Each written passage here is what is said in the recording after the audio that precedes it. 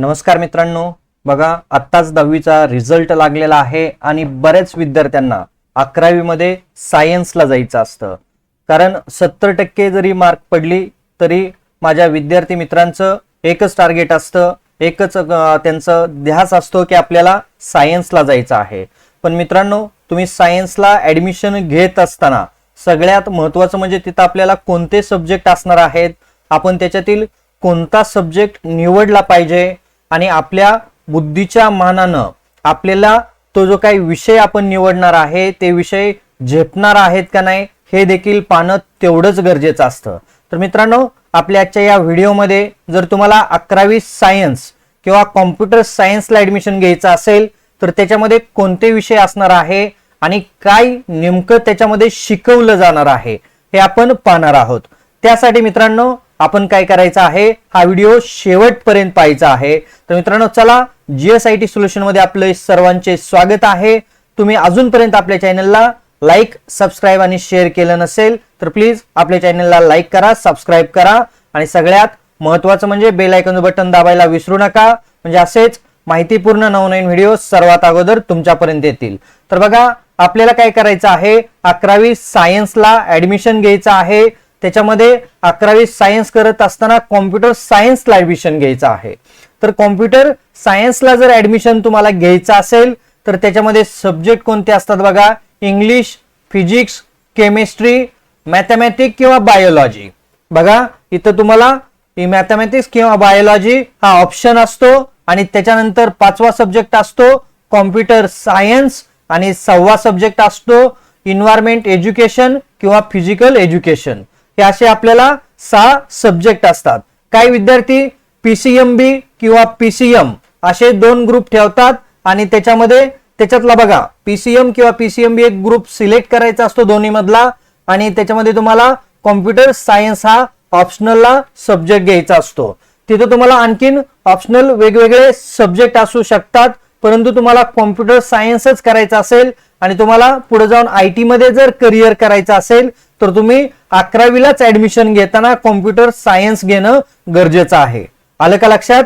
जर तुम्हाला IT मध्ये करिअर करायचं असेल तर 11वीलाच तुम्ही कॉम्प्युटर सायन्स घेणं गरजेचं आहे. चला, तर लक्षात ठेवा, आपल्याला हे सब्जेक्ट दिलेले असतात. प्रत्येक कॉलेजनुसार हे सब्जेक्ट देखील वेगळे असतात. आपण ज्या ठिकाणी ऍडमिशन घेणार आहे त्या ठिकाणी कॉम्प्युटर सायन्स आहे का हे पाहणं देखील तितकंच गरजेचं असतं. त्यामुळे या सगळ्या गोष्टी पाहायच्या आहे आणि ऍडमिशन घ्यायचं आहे. त्याच्यानंतर आपल्याला बघायचं आहे की आता कॉम्प्युटर सायन्स आपण घेतलेला आहे 11वीला, तर त्याच्यामध्ये कोणते 2 पेपर असतात.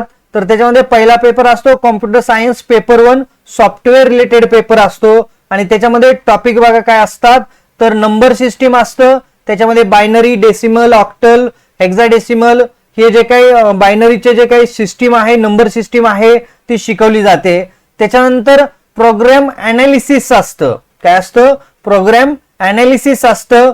त्याच्यानंतर इंट्रोडक्शन टू C++. बघा कोणता टॉपिक असणार आहे, इंट्रोडक्शन टू C++ असणार आहे. त्याच्यामध्ये बेसिक नॉलेज जे आहे ते बेसिक प्रोग्रामिंग नॉलेज तुम्हाला दिलं जातं तिथं. त्याच्यानंतर पुढचा टॉपिक कोणता असणार आहे, व्हिज्युअल बेसिक असणार आहे आणि नेटवर्किंग आणि इंटरनेट, असे हे 5 टॉपिक असणार आहेत पेपर 1 मध्ये. आणि पेपर 2 तुम्हाला तिथं दुसरा असणार आहे, तो असणार आहे हार्डवेअर रिलेटेड पेपर 2. त्याच्यामध्ये इलेक्ट्रॉनिक्स कॉम्पोनंट काही शिकवले जातात. त्याच्यानंतर लॉजिकल गेट्स आणि सिक्वेन्शियल सर्किट्स जे असतात त्याच्याबद्दलची माहिती तुम्हाला तिथं दिली जाते. त्याच्यानंतर कॉम्प्युटर हार्डवेअरचे जे पार्ट्स असतात त्याची माहिती तुम्हाला तिथं दिली जाते आणि पेरिफेरल डिव्हाइस जे आहेत कॉम्प्युटरचे त्याचं देखील तुम्हाला तिथं नॉलेज आहे ते दिलं जातं आणि कॉम्प्युटर मेंटेनन्सचं बेसिक तुम्हाला त्या ठिकाणी दिलं जातं पेपर 2 मध्ये. आलं का लक्षात? चला पुढे बघूया आपण. तर आता आपल्याला हा कोर्स केल्यानंतर बघा, आता आपण काय केलेलं आहे, 11वी तुमची, 12वी तुमची जी आहे ती कॉम्प्युटर सायन्स न झालेली आहे. 12वी पास झाल्यानंतर आपल्याला कोणकोणते ऑप्शन त्या ठिकाणी निवडता येतात किंवा कोणकोणत्या क्षेत्रामध्ये तिथं पुढे जाता येतं. तर आपल्याला पहिलं म्हणजे कॉम्प्युटर सायन्सला जाता येतं 12वी नंतर. त्याच्यानंतर IT मध्ये देखील जाता येतं, इंजिनिअरिंग करता येतं, तुम्हाला BE BTech करता येतं.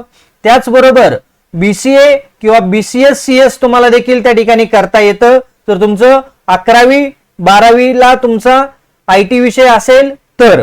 चला, त्याच्यानंतर डेटा सायन्स आहे, सायबर सिक्युरिटी आहे किंवा सॉफ्टवेअर डेव्हलपर आहे किंवा AI किंवा ML या गोष्टी तुम्हाला 12वी झाल्यानंतर करता येतात.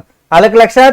जर तुम्ही 11वी 12वीला तुमचं कॉम्प्युटर सायन्सला ऍडमिशन असेल किंवा तुम्ही कॉम्प्युटर सब्जेक्ट घेतलेला असेल तर तुम्हाला एवढ्या सगळ्या गोष्टी त्या ठिकाणी करता येतात. तर मित्रांनो बघा, तुम्ही जर 11वी सायन्स मध्ये IT घेऊन जर पुढे जाणार असेल तर या सगळ्या गोष्टी तुम्हाला 12वी नंतर ओपन असतात.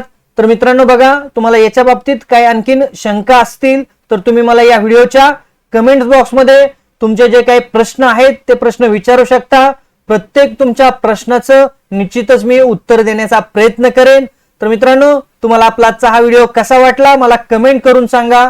आणि तुम्ही अजूनपर्यंत आपल्या चॅनलला लाईक, सबस्क्राईब आणि शेअर केलं नसेल तर प्लीज आपल्या चॅनलला लाईक करा, सबस्क्राईब करा आणि हा व्हिडिओ जास्तीत जास्त तुमच्या मित्रांपर्यंत, नातेवाईकांपर्यंत शेअर करा. तर मित्रांनो, भेटूया अशाच नव्या माहिती बरोबर पुढच्या लेक्चरमध्ये. जय हिंद, जय महाराष्ट्र.